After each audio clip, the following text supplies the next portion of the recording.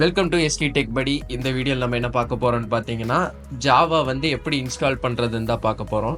First of all நான் இப்போ காட்ட போகிறதுக்கு ஜாவா ஜேடிகே ஃபைல் எப்படி டவுன்லோட் பண்ணுறதுன்னு. ஃபஸ்ட்டு எடுத்தோன்னே க்ரோம் ஓப்பன் பண்ணிக்கோங்க, இல்லை ஏதாவது வெப் ப்ரௌசர் ஓப்பன் பண்ணிக்கோங்க.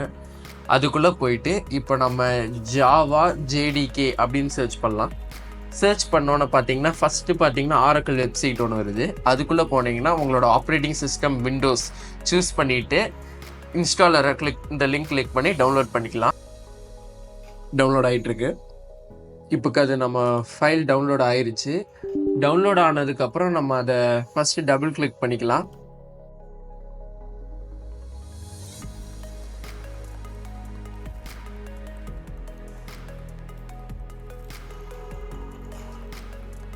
இப்போ நம்மளுக்கு அது இன்ஸ்டால் ஆகி முடிஞ்சிருச்சு.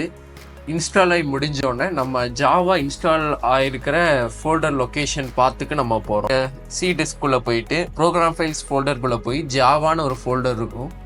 அந்த ஜாவா ஃபோல்டருக்குள்ளே போய் அதில் பின்னு ஒரு ஃபோல்டரில் இருக்கும்.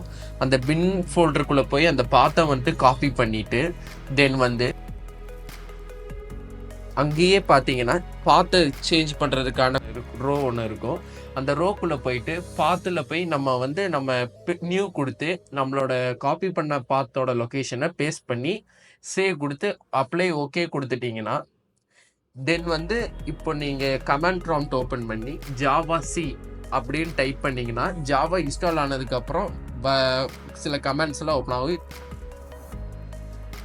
தென் நம்மளுக்கு என்ன தெரியுதுன்னா ஜாவா ஆக்டிவேட் ஆகிடுச்சு உங்கள் லேப்டாப்பில் ஆர் கம்ப்யூட்டரில் அப்படின்னு நம்ம கண்டுபிடிச்சிக்கலாம். இப்போ பார்த்தீங்கன்னா ஜாவா வந்து இன்ஸ்டால் ஆகாமல் ஜாவா சி அப்படின்னு கொடுத்து என்ட்ரு கொடுத்தோம்னா அன்ரெகனைஸ்டுன்னு வரும்.